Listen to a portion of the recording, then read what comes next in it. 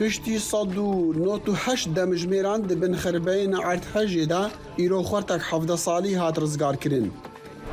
خانمک به مالباتا خور راج بن خربین مرعشی هاتی رزگار کرن جبو دنگی امریکا دا آخوا.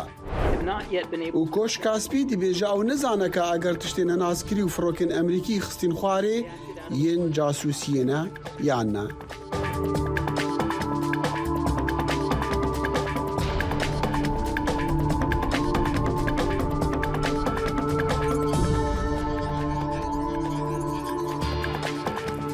دم باش از داخل شموهی ویاده من خوش ورا دخوازم لقل برنامه كورت كونكشن جي دنگي امريكا نها لواشنطن دمجمير حفتي سبيديا روجا سيشنبيه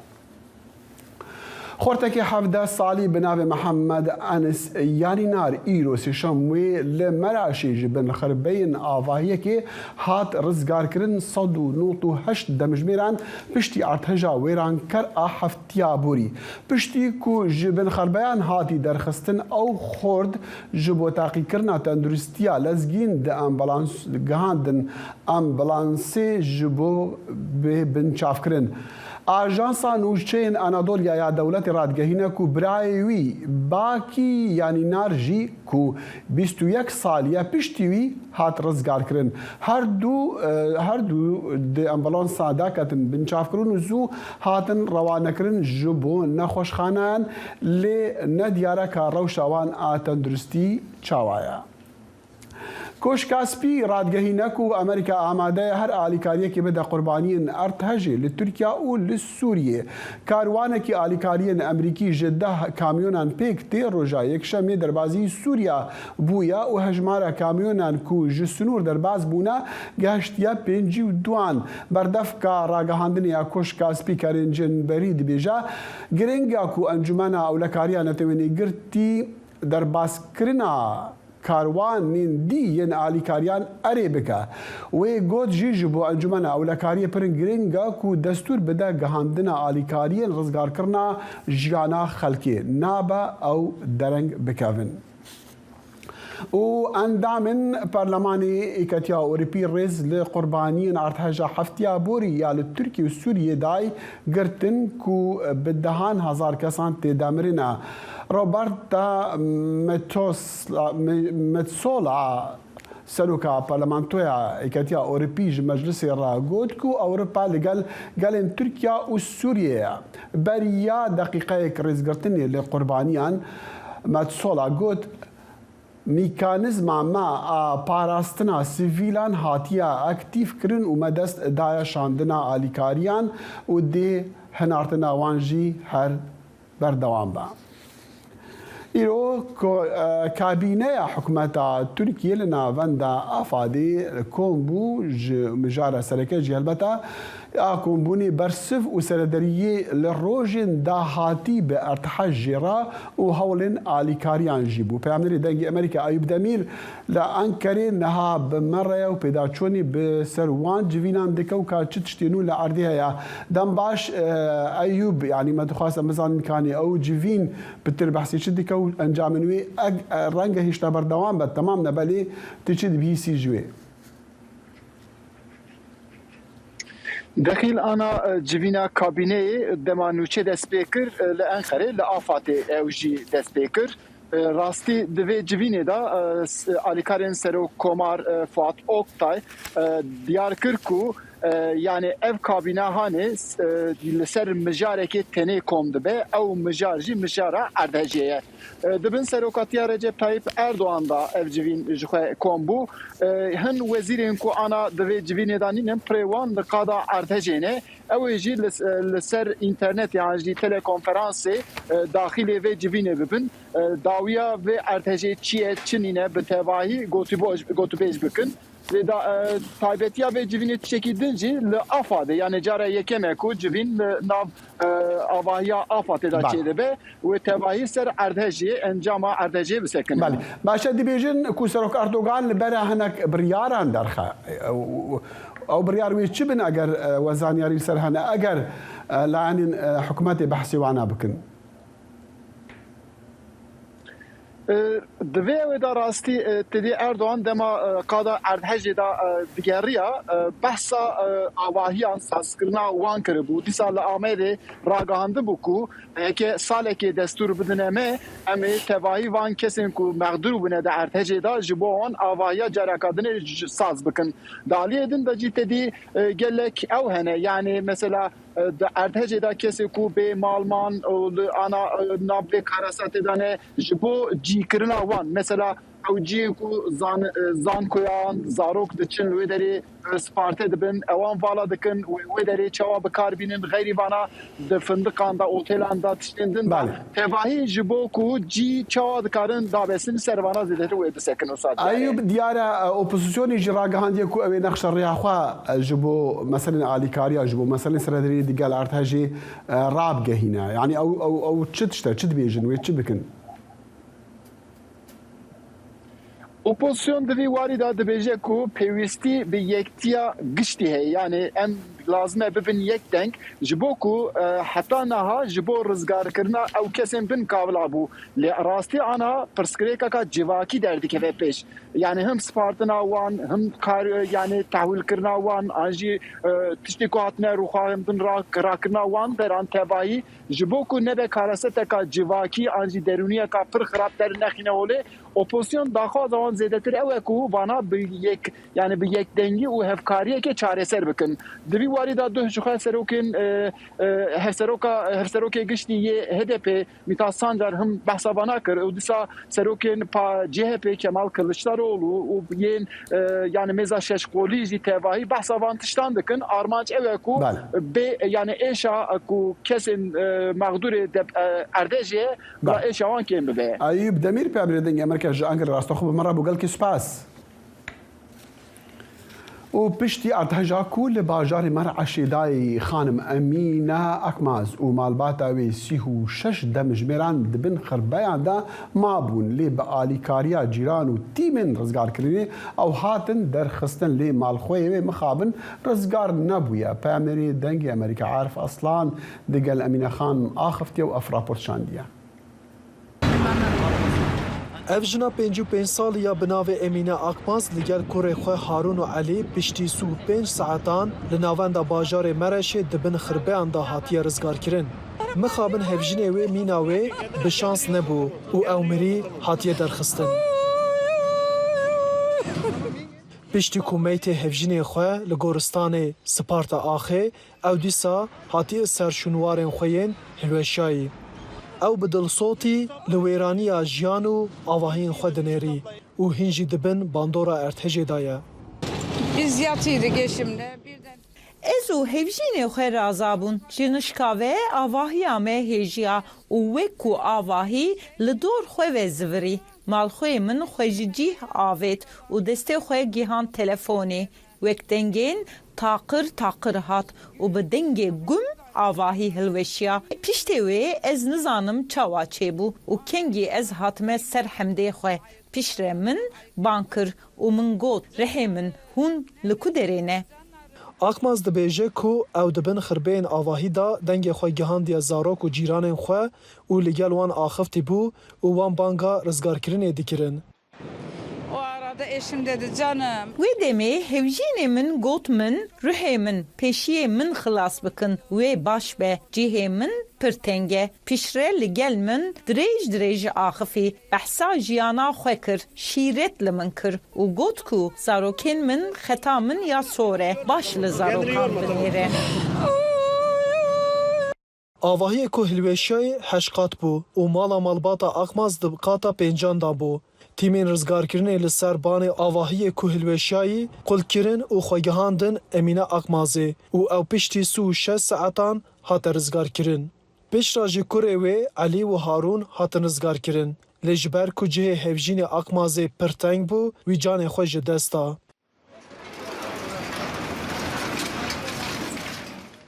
Me jê Harûn pirsî gelo wê ew qezdem دبن خربیان دا چه هیس کر؟ کاری خودیه دبیجن عفده خودی قدر خوش جیان دکه جخوا جهه کو از درکتب و معجزه بو حتی درخستنا من جی لگل باو خوا و 4-5 کسین دنجی داخویم لیمنی کاری بو باو خوا خلاص بکم جیران ما ین رخمه پسمامین مبون مالباتک جی 5 کسان بو همویان جی جیان خوش دستدان لعالیه که خباتن رزگار کرنه بردوام دکرن لعالیه دنجی هارون اقماز دناوا خربیان دا تشتین مالباتا خوا برهف دکر.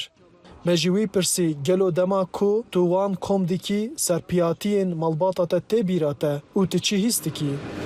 her şey ya, perişanlık yani. همو تشت روحي من دشوته بيوار و بيمال مانه نظانم بلا بخير به تشتك تنيكو از بيجم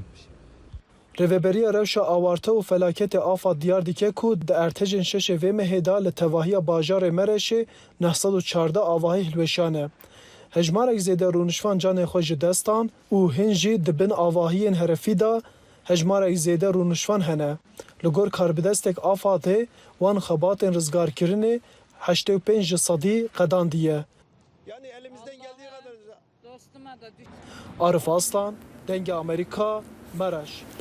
هفدم هولین رزگار کرن و علیکاریان تراگاندن کو روشنموان لدم رومالی راستی آستان گو بنچاف کرنا دبن جالی حکمتی و لهمان دمی جیتی گوتن کو جماره که روشنموانان د ارتج دامرنا جبو راستیا وان نوچیان و شروفا کرنا وانا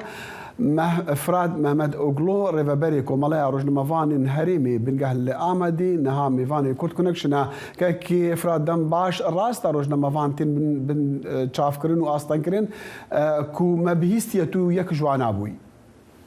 بله راست مخابن دما عتش بو او شب هر روجنمافان جي بويري بو تاسكو بشوفيان زانياريان ولاتيانا بار لي تشتي كروش اوارتهات ايران كرن هر تشهات بوهراندن يعني دم خروش آواتج على حكمته وهات إيران كرن هروا الأشكال تركيا سفاين تركيا جي هاتن جيم بيرا وبيدري يك بيك روزمانوسان روزمانان أصلا باشا چما تين أصلا كرن چما تين بنشاف كرن كيف فراد يعني دياركو ناوازن راسي روزمان براي بشتري فاربتن شو مثلا أمري اللي جيبوا يريبون جلك جيبوا يريبون أزيك نمونيكي بيجم دمك أز بخوش بيدري مناصين كرن گوتم که تلویدری اگر جیانا پتی که مطرسیه میچو برسفدن یمگو 300 کس لویدری نه مثلا 300 کسان اگر جیانا ونا که مطرسیه خطره کی بس یامد که خطره و دبن مطرسیه مدابن اگر چکی بگمانه یعنی جبر وید شما من لویدرین شما من لویدرین ابن هر واجبه کروش آواتات و ایلان کرم در فتت وان دابو دستور ندان یا ما بنشاب کرمان یا جمل لویدری راوستانه كيف فراد راس روجنمافان لدمي رجع ارتهجي اوجي وانجي جانا خوش داز دايا بل راس چندن يعني هجمار هي ناتيه باربكن شي قالك روجنمافان جي وقت شواك ولاتي مال يخبون روجنمافان جي مال يخبون يك جوان جانا خوش داز صابون هنا لي هي هجمار وانا بدشتي ناتيه باربكن كونكي بيوته كوان روجنمافان ورن بسين لکوبون دشغلیان نهار روزنامه بون بری روزنامه بون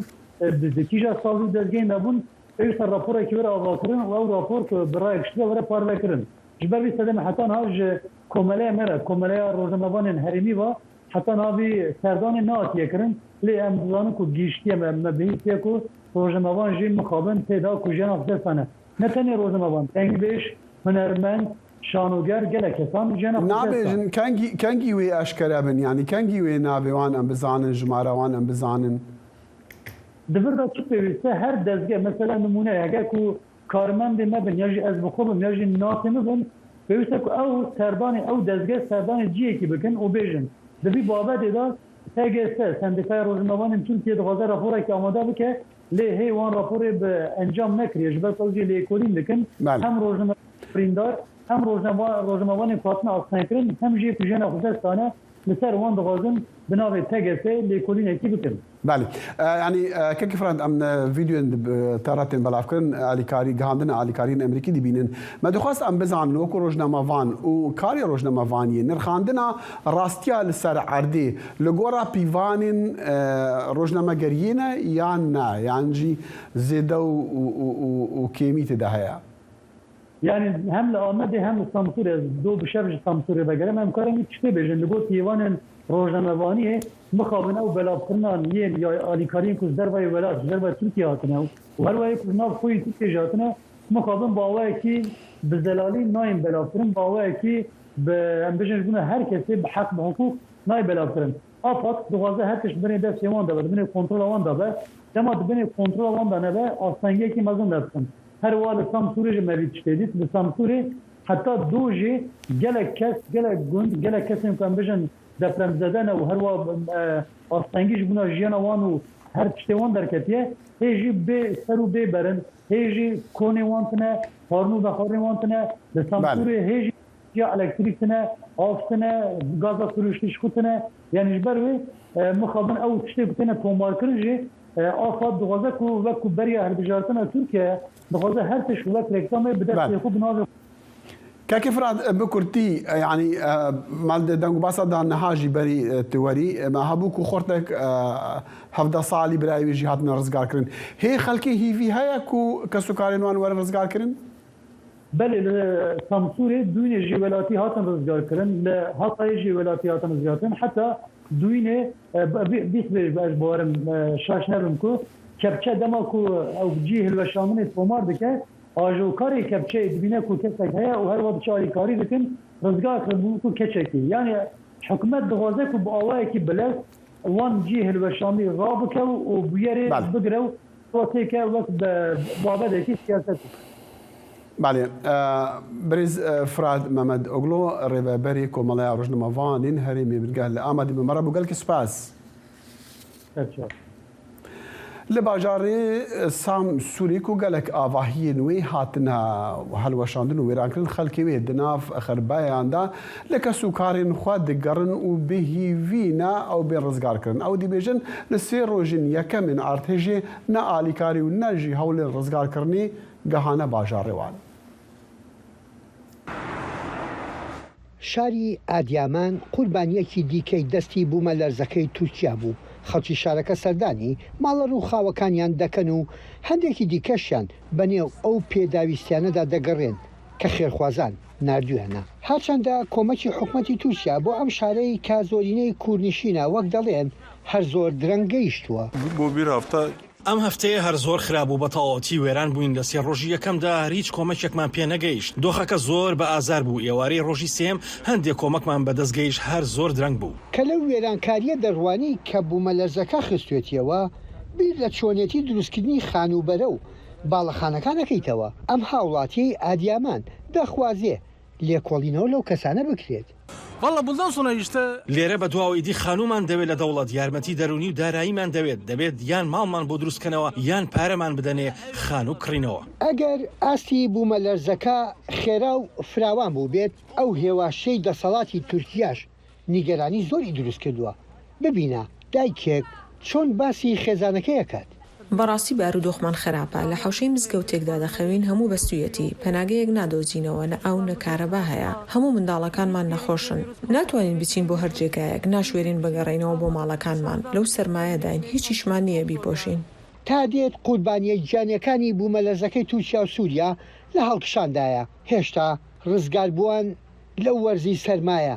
لە چاوەڕوانی فریاد ڕەسێکدان یحیا بەرزنجی دەنجی ئەمریکا واشنطن تيمن بالريفابريا شارستاني حكومة هرم كردستان عراقي بردوام لقريانا قربانيين ارتجي لتركيا وتعبجي لباجاري اصلاحيه لبارزقها ادني اندامكي وي تيمي فيديو جدنجي امريكا رشانديا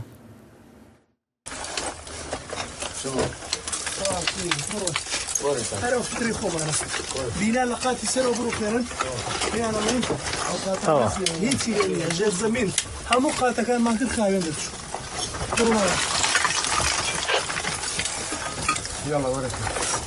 هل برادرك شحني جهازينا ما باخبر مباطي جهازينا ويجودين مبراد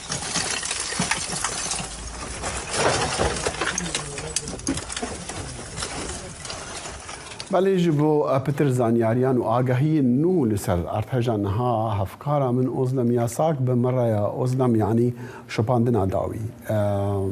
لسر عرضي شهيا بله داخل جبر دمکی کنکو برنامه ما دست بکه سازیا کراست ترکیه آگاهی هجمارن هری داوی راگاهاند و گفت کو جدو ور و هجمارا کشتیان مخابن گوراش سدی زده بویه و گیشتیه 31,973 کسان هر وها هجمارا برینداران کو دو وک زده تری 8,000 هات راگاهاندن بردوام دکه لی به نیزی 30,000 جوان هاتنه درمان کرن و جد نهوشخانه هاتنه درخستن جاليندن ده امدکارن بکرتاسی بیجن کو آلیکارین رزگار کرنه و خلاص کرنه ین سر ارده هما لبر تمام کرنه دما کو تیمین رزگار کرنه ین بیانی جی هدی جی ترکیه چما يعني دارت كيف جبرتشي بله وی وارده داخویانی جدا هنه داخل وقت میناک ایرو تیما اسپانی گوت کو هن انداموین پیشتی کو گیهشتن اسپانیا گوتون کو کاربدستن تیمین ترکیه دخواستن کو به ماکینا تکیون ناف کاولان کو ev ne ligor pivanên mene ji ber ku dibu ku hinek kesên zindî hin dibin erdehêjê de hebe kavilan da hebin ev jî ne ligor pivanê me be û wekî têzanîn tîma İsraîlê ji ber gefên ewlehiyê vegeriya bû em dikarin ji aliyên din de jî bêjin ku li erdeyê xebatên rêxistinên siyasî û saziyên hikûmetê yên alîkariyê didomin هری پر کونین زوستانه تخواستن سترگه تخواستن و هر وها دوار سیاسی ده روشال لعرده دبه نقاشین برتک اون نستدمه نقاشین سیاسی جی داخل بله اصلا بکرتی مزانی کو سروکی هری ماکرستان عراقی شما برزانی لعنتابی بو چه زانیاری هنه بله برس برزانی چو ناوندا آفاد یا لعنتبه پاشه به شانده یا ترکیه کاربدستین حرمی تناو دا شارداری انتبیجی سرداناوا کرد سرناوی حرما کردستانه سرساقیا گلن کرد و سروک برزانی کرد هر وحال لور گوت کو ام آمادان جوخه تیمی مل عرده آلیکاریا کاربدستین و تیمین رزگار کرنه دکن و حرما کردستانه آماده یکو آلیکاریا خو ببدا لبنده یکو برزانی به چو هفتای خو به وزیر دروی ترکیه چوش اولوره هفدیتنه که بکه او وگره حرم کردستانه یا العراقه سپاس ازلام سپاس پشتی و نابری امی جاره کدی و گرن جمعه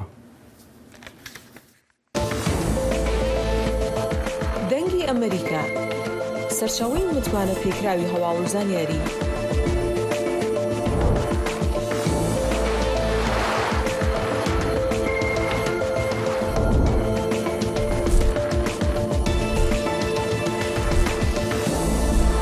لە ماڵپەڕ و تۆڕە کۆمەڵایەتیەکانی دەنگی ئەمریکاوە ئاگاداری هەواڵ و گۆڕانکاریەکانی جیهان بە.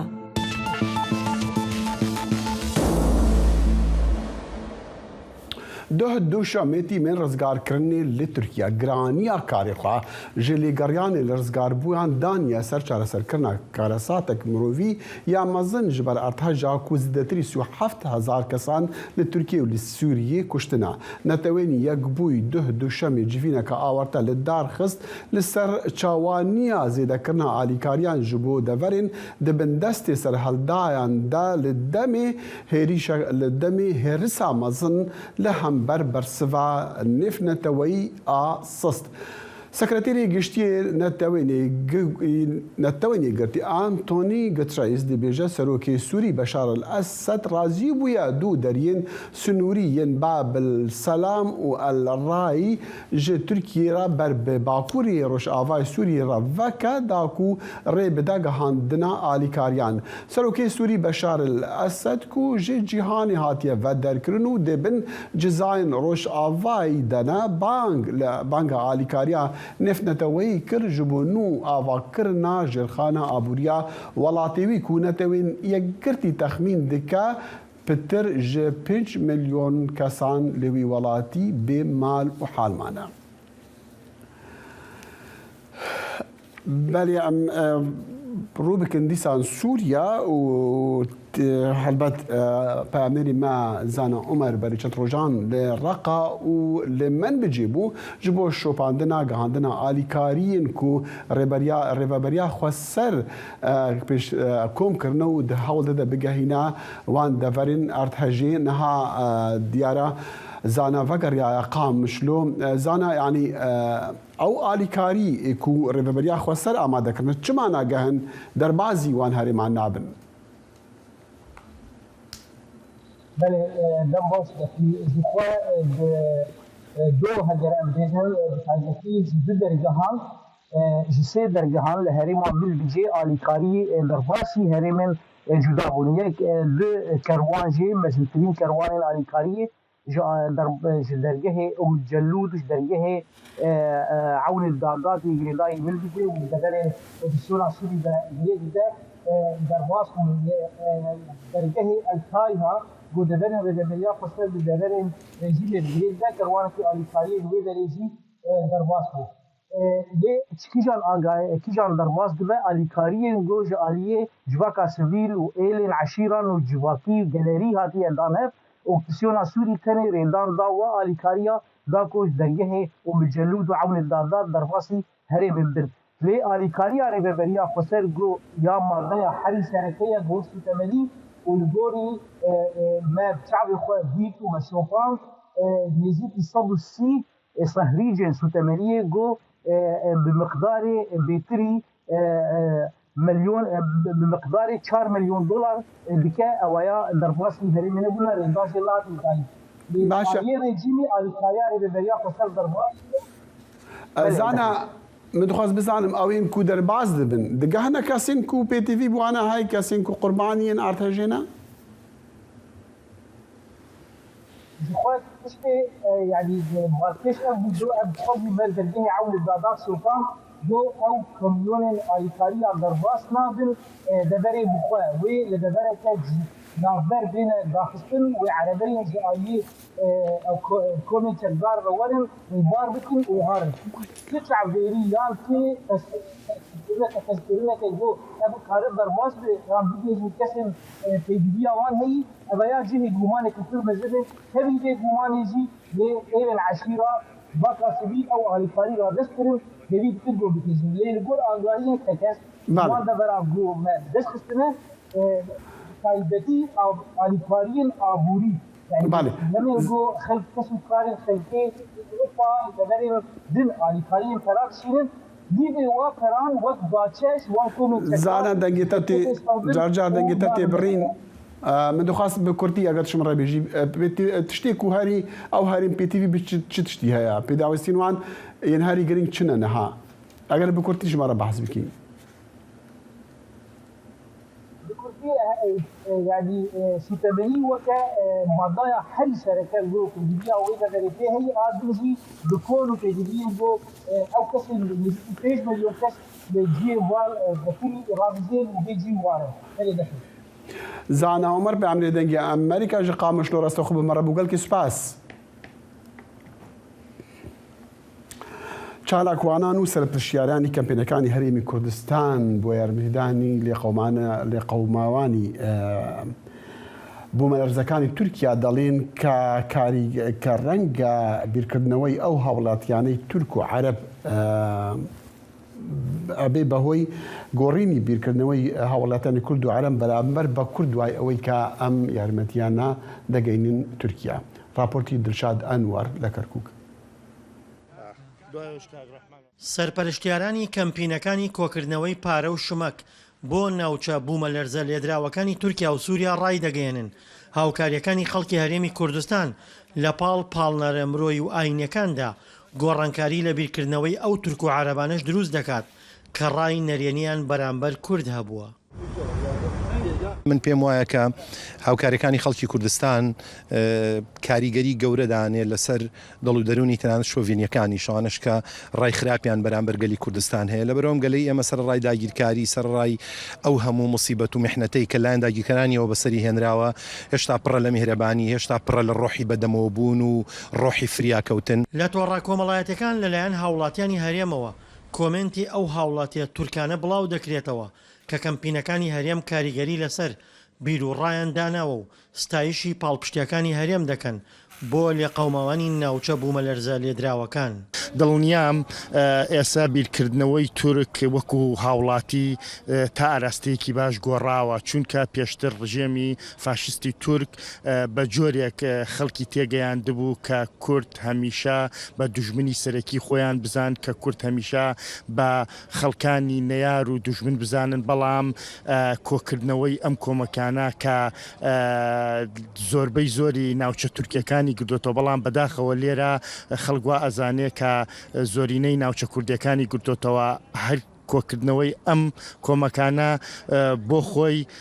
ڕای زۆربەی زۆری خەڵک ئەگۆڕێت لە تورکیا. بەشێک لە چالاکۆنان پێیان وایە هاوڵاتی کورد و عەرەب و تورک گرفت لە نێوانیاندا نییە و سیاسیەکان گرفتەکان قوڵ دەکەنەوە و پێیان وایە پاڵپشتیەکان هاوسۆزی دروست دەکەن.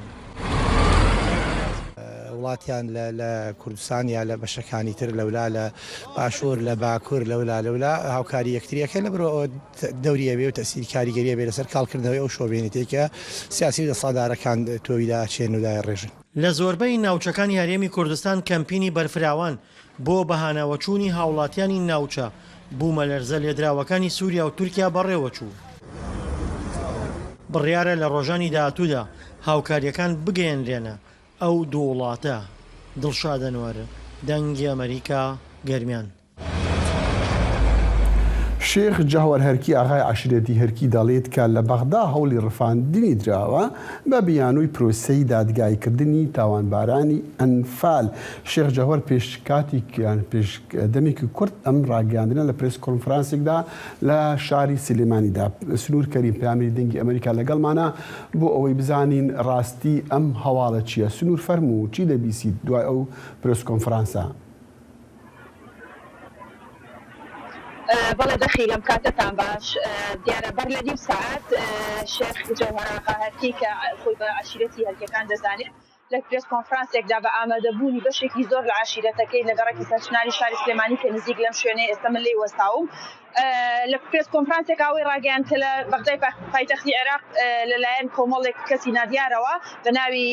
مەحکەمەوە هەوڵی فڕاندنی دراوە. ئەگەر ئێوە پێتان باش بێت دەچین لەگەڵ بینەران، پێم خۆشە خۆمان بینەری پرێس کۆنفرانسەکە و بەشێک لە قسەکانی ئەو بەڕێزە بێت. من شوما فندقي صحاديكي الشاو او فندقي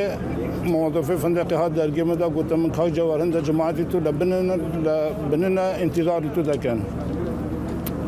مش بري خداي صحاديك او جماعتي من صحادي شو ده هين حقيقه من تليفوني خو كلام بري خداي كثر تليفوني من كده موجود هرب بيجي بياني لهم بلا بينما ولو شو هات قلنا ولا جماعتي حكمة جماعتي محكمينا بله سنور خان يعني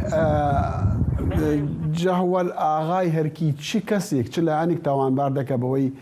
بە هەوڵی ڕفاندنی؟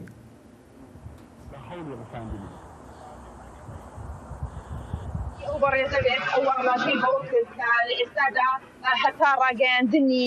ناو کەیسی محکەمە ناوی هیچ کەسێک ئاشکرا ناکا بە دیاریکراوی لەبەرەوەی بەڵام لە هەمان کاتشا ئەوەی ڕاگەیان کە ئەوان لە ڕێگەی محکەمە و دادگاکانی هەرێمی کوردستانەوە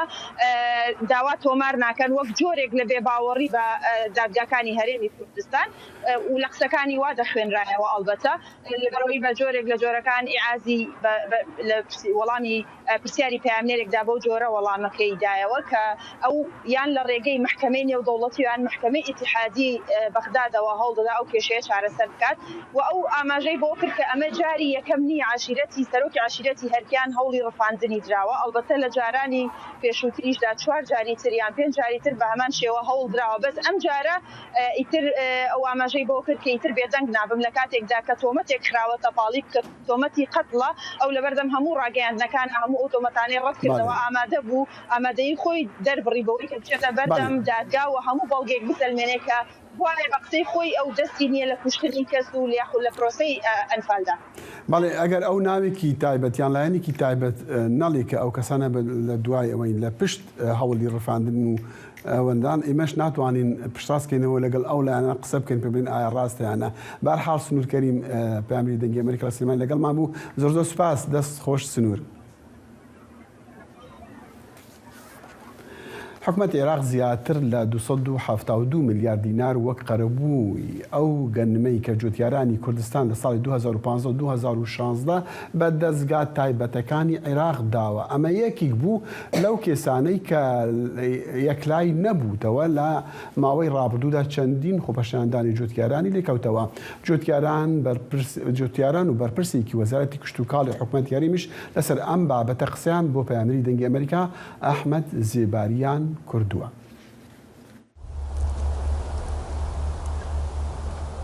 دوای تێپەڕبوونی نزیکەی 8 ساڵ بەسەر وەرگرتنی پارەی گەنمی جوتیارانی هەرێمی کوردستان لە کۆتاییدا بە پێی زانیاریەکان بڕی 272 ملیار و 26 ملیۆن دینار لە پارەی قەرزی گەنمی جوتیاران بۆ ساڵی 2015 و 2016 خرایە سەر حسابی هەرێمی کوردستان.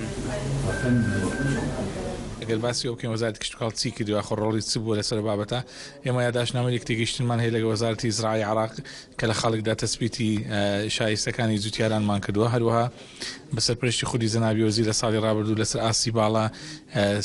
جەنابی سەرۆک کۆمار بینراوە لە پرۆژەی ئاسایشی خۆراک تەسبیت کراوە حەقی جوتیاران کە بۆ لەمە دووە تاخیر نەکرێت و ئێمە لە ئەندامێکمان هەیە لە لیژنەی باڵای ئاسایشی خۆراکیش بەردەوام پێداگریمان لەسەر شایستەدارەکانی جوتیاران کردووە. یعنی چ بکەیت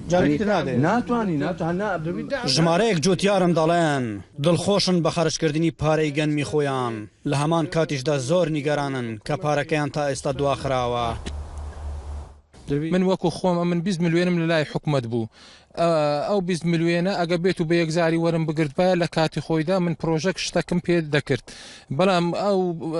پارەی بەش کرد و هەر جارێ بڕ و کۆچی لێدا و هەندێکی بە 4-5 زاران هەر جارێ چەند ملیۆنێکی دەداینێ.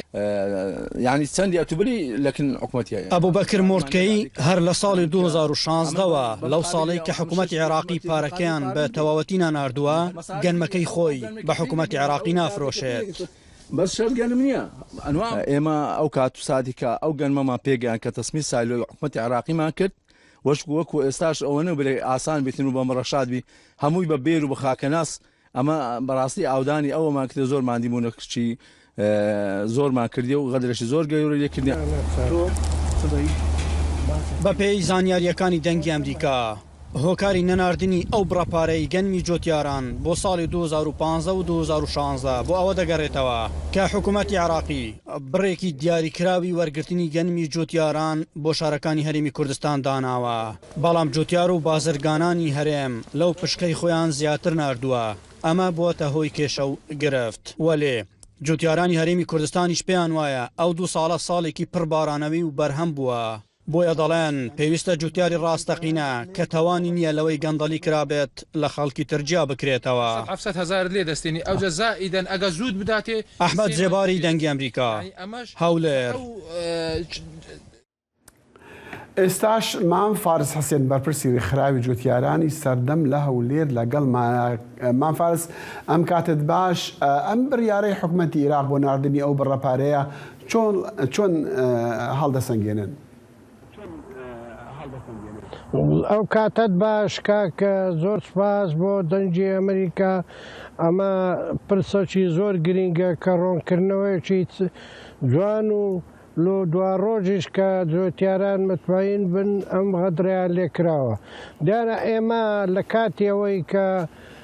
ئەو گەنمەی سارانە لە مێژووی حکوومەتی عێراقدا سارانە ئەو گەنمانە تەسمیری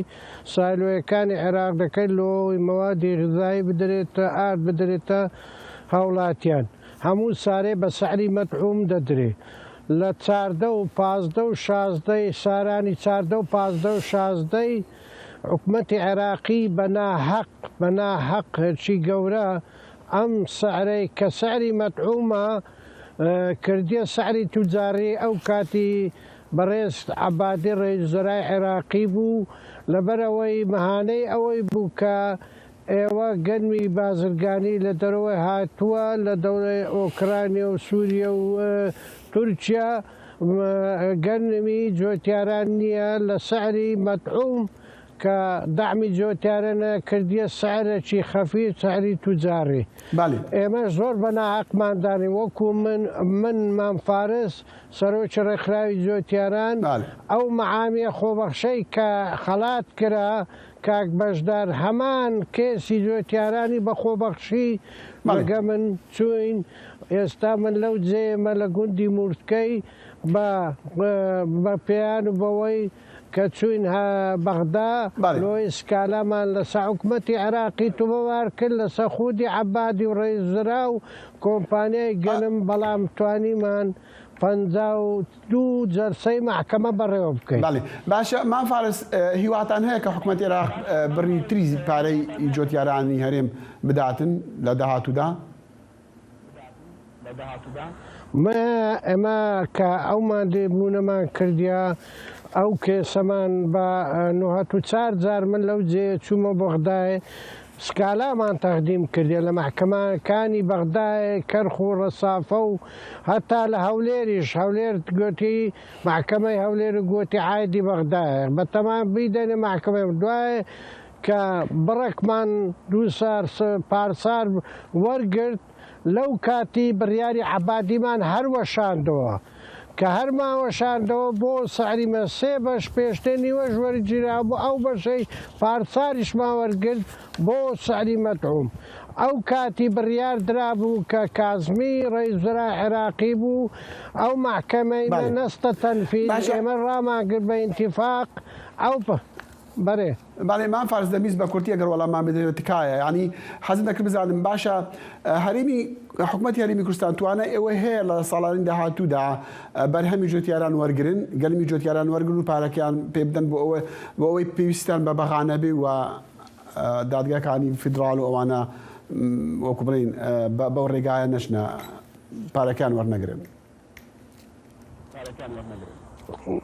والله ما من ئەمەوەی بە ینی ڕەشبیرم لۆی لەبەرەوەی حکوومەتی خوتەیەکی متەکامیلی نییە بتوانێت گەنمی داهاتی جۆتیاران وەرگرێت لەبەرەوەی هەتا ئێستا قاعدەی سابت هەیە کە تێبگەین ئەو قاعدە سابتە چییە؟ مەوادی غذایی کە حکوومەتی عێراقی دەداتە هاوڵاتیان ئەو گەنمێک کە لە ئێمە وەرەجێ لە جۆتیارانی کوردستان و وەسەت و عێراق ئەوە دەکرێتە ئار دەدرێتە هاوڵاتیان ئەمە حکوومەتی عێراقی بوزەیەکی خالی دۆزن لە کوردستانی ئێمە ئەم مەوادی غذاییە نییە بدرێتە هاوڵاتیان هەر دەوی بدرێتە حکوومەتی هەرێمی کوردستان دوو کۆمپانیا علاساز وەر ئەویش کۆمپانیانە سەر نەکەوتن نەیانتوانی 2 ساڵەوە پێش وتکەساری بوو من قەنەعاتم نییە حکوومەتی کوردستان بتوانێت ئەم گەنمەیەگرین مامفارس با بچینە پرسیارێکی دیکە تکایە دەزانم جۆتیاران گلەیان زۆرە کێشیان زۆرە بەڵام پرسیارەکە لەوەدایە جوتیارێکی مام ناوەند ئەتوانێت بە داهاتی کاری خۆی بژیتن ئێستا لە هەرێمی کوردستاندا؟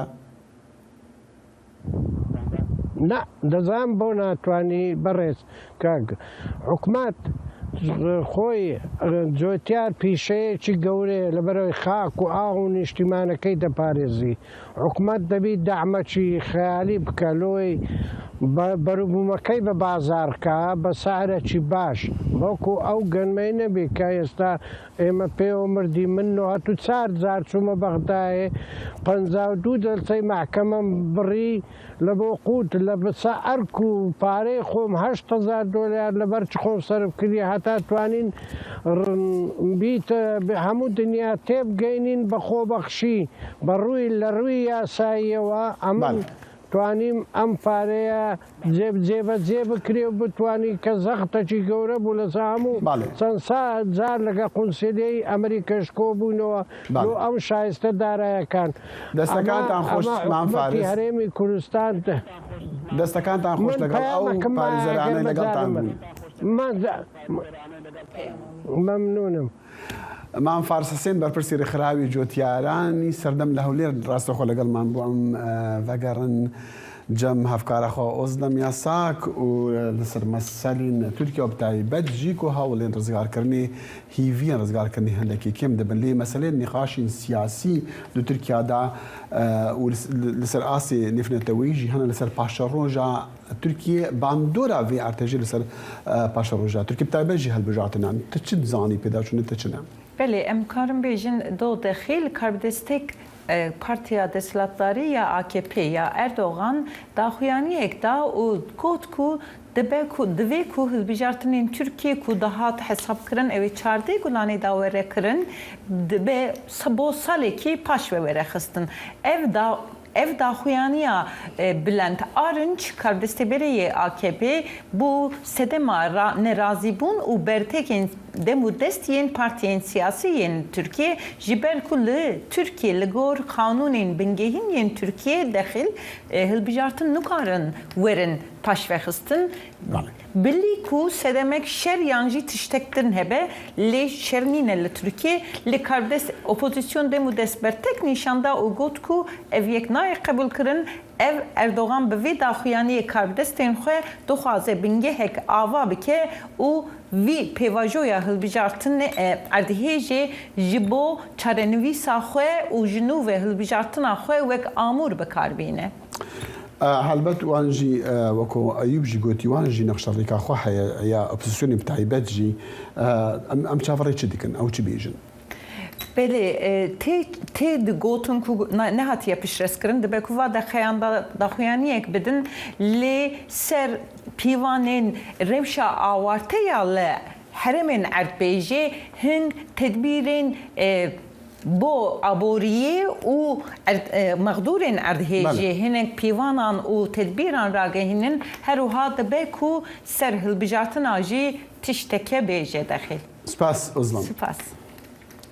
کۆش کاسپی دەبێژە ئەمریکا نزانەکە ئەگەر ئەو تشتێن نەناسکرین و بەری چەند ڕۆژان ژهێلا باڵەفرێن شەڕین ئەمریکیڤە هاتی نەخستن یەن سیخوریێ بن یان ژینا جان کەربی بەردەفکێ ئەو لە کاریان نیشتیمانیا کۆش کاسپی دی کۆنفرانسێکی ڕۆژنەمەڤانیدا گوت ئەم بە درستی نزانن کە ئەگەر سازیین چاودێری و جاسوسیە بوان کەرەستە ڕاهەبوونا کو نەناسکری بوون هەبوون یانە لێ ئەم ئەگەرێکی بڤێ ڕەنگی دوور ناخن قەس ساسپی هەر وەسا گوت تن نیشانین چالاکین زندیوەرین ئاسمانی یەن نەناسکری تنانە پشتی و ئەفسەرێکی پایە بلندێ ئەمریکی ڕەت کری و وێ احتیمالێ دوور بێخە. داخستنی دەرگای باغێکی گشتی لە هەڵەبجە بووتە ڕێگر لە بەردەم کەسانی خاوەن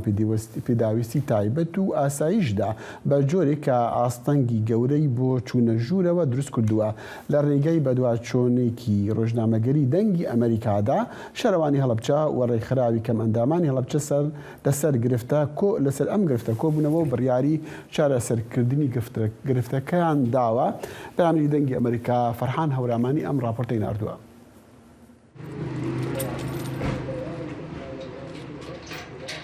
دەرگای باخی گشتی هەڵەبجەیە و بەم زنجیرە داخراوە ئەوانەی لێرەوە دەچنە ژوورەوە گەر هاوڵاتی ئاسایی بن پێویستە لەسەر لا بڕۆنە ژوورەوە گەر شتومەکیشان پێبێت دەبێت دیوارەکە بەکاربێنن. ئەوەنەی بیرم بێت تەمەنێکە ئەم زنجیرە بەم دەرگاوەیە ئەگەر جارجار گۆڕانکاری بەسەر دەرگاکە هاتووە بەس گۆڕانکاری بەسەر زنجیرەکە نەهاتووە. باڵیۆزخانەی ئوسترالیا لەم باخەدا ڕێگای تایبەت بە کەسانی خاوەن پێداویستی تایبەت و شوێنی دانیشتنی بۆ دروست کردوون بەڵام بەم هۆکارە ناتوانن بەکاری بهێنن. دوای بە دوواداچوونێکی دەنگی ئەمریکا دەرچەیەک بۆ کردنەوەی دەرگاکە دەخرێتە بەردەمیان. سپاس بۆ دەنگی ئەمریکا کە ئەم بابەتەی بە بابەتێکی سەرەکی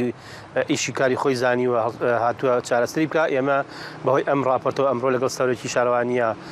دانیشین و کەپێکە و گفتوگۆکەین ئێمە چەند پێشنیارێک بۆ جەنابیان نەخینە ڕۆیەک لەوانە بۆ نمونە ئەم باخە کۆمەڵە پاسەوانی هەیە پاسەوانەکان ئاگایان لەو کەسانە بێ کە سەردانی ئەم پارکەکەن. دوای گەیاندنی گرفتەکە بە سەرۆکی شارەوانی هەڵەبجە لە ڕێگەی دەنگی ئەمریکاوە بەڵێنیدا دەرگاکە بە هەمانگی لەگەڵ ڕێکخراوی کەمەندامانی هەڵەبجە بکاتەوە. هەر لە ڕێگەی دەنگی ئەمریکا بە جنابتان ئەڵێم و لەگەڵ کاک مەریوانی بەڕێوەبەری کە مندامان قسەم کردووە و جنابیان پێم ڕاگەنەوە تەشی بێنن بۆ شارەوانی لەگەڵ ئەوانە لەسەر هەر میکانیزمیان ڕێ بکەین بۆ کنێو دەرگام لە خزمەتیان دەرگاکان بۆ ئەکەینەوە زۆر بە ئاسانی ئەمە لە خزمەتیان نابین. شارەوانی هەڵەبجە بۆ هۆکاری ڕێگریکردن لە برنەژوورەوەی ماتۆرسکیل دەرگاکەیان داخستووە، بەڵام ئەم هەنگاوە ئاستەنگی بۆ هاوڵاتیان بەگشتی دروست کردووە. بڕیارە لەم هەفتەیەدا دەرگاکەش بکرێتەوە. فەرحان هەورامانی، دەنگی ئەمریکا، هەڵەبجە. هیڤین دەمن خۆش ژوەڕە هەتا بەرنامە سەبە یا کورد کۆنەکشن و خوداحافیز.